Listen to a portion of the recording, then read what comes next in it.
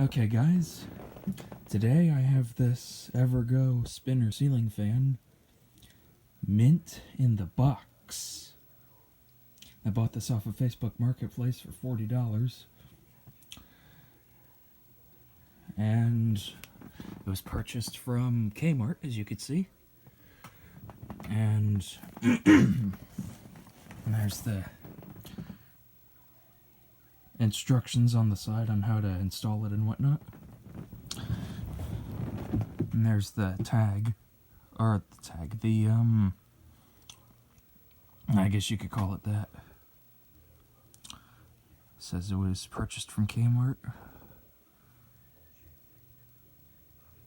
And it was dated April 17th, 1984. And yep, there's the price right there, $59.88. So yeah.